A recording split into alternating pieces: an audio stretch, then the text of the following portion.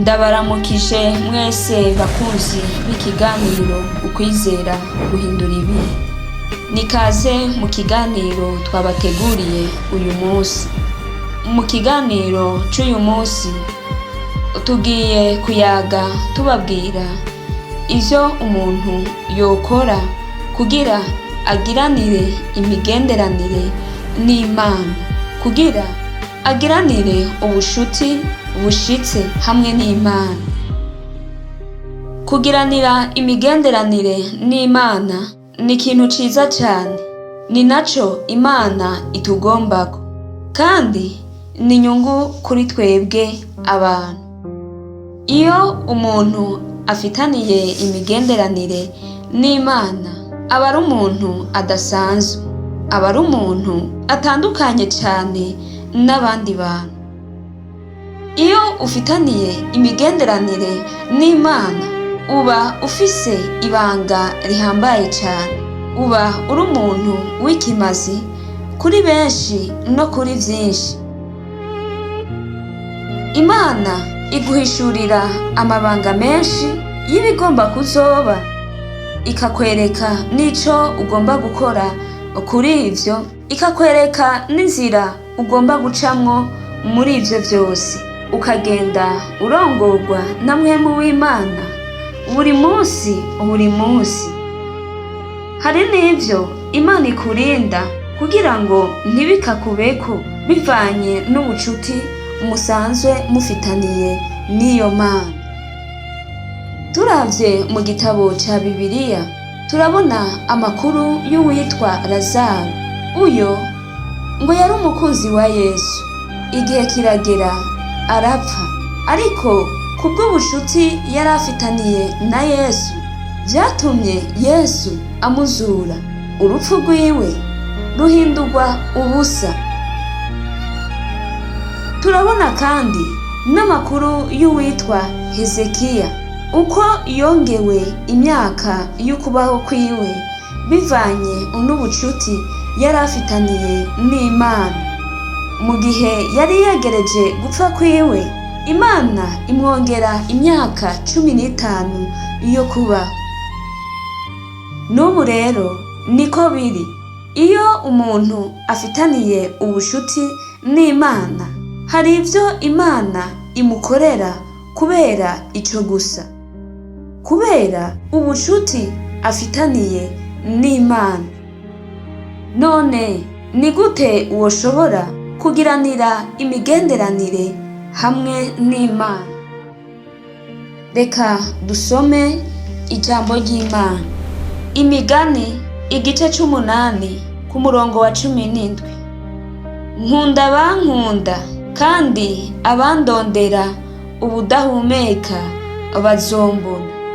Aya majambo aratugaragariza neza ko nitwagira umwete tugafata ingingo yo kugiranira imigenderanire n'Imana, ivyo bizodushobokera. Ngiye kukubwira rero ibintu bishika kuri 5 vyoshobora kugufasha kugira ngo ushobore kugiranira imigenderanire n'Imana. Icambere nuko wokwifatira iyo ngingo wewe nyene ubwawe, ugafata iyo ngingo yo kugiranira ubwo bucuti n'Imana.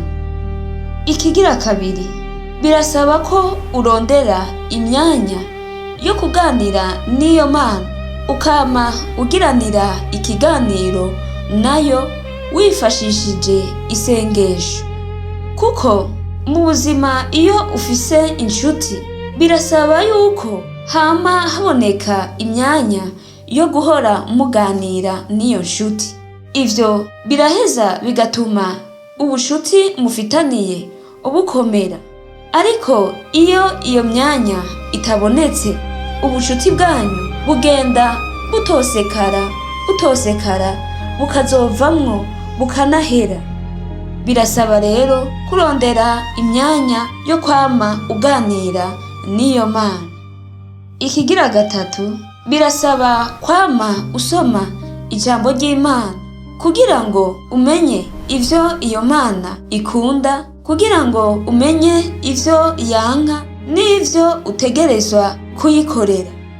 Ni nko mu gihe ufise inshuti mu buzima busanzwe bwa misi yose, ugomba kumenya ivyo iyo nshuti yawe ikunda, ivyo yanka, kugira ngo utazoyitsitarako ubushuti bwanyu bugahera.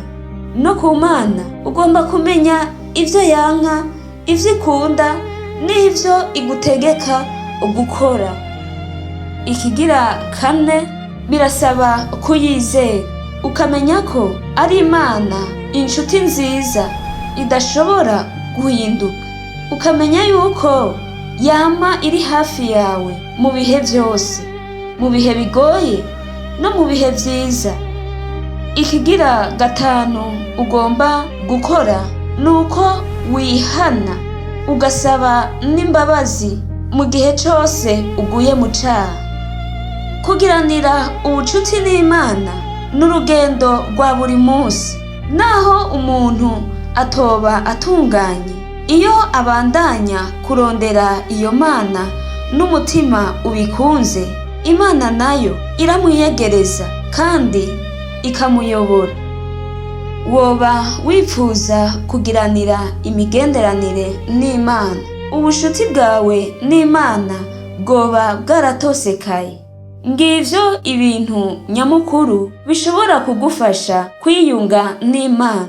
Ubigendere, bizogira ico bihinduye mu buzima bwawe. Ndangije ndakwipfuriza wewe wariko uradukurikirana gufata ingingo yo kwiyunga hamwe n'Imana. Ubandanye gukurikirana ibiganiro vyacu, ubisangize n'abandi. Murakoze.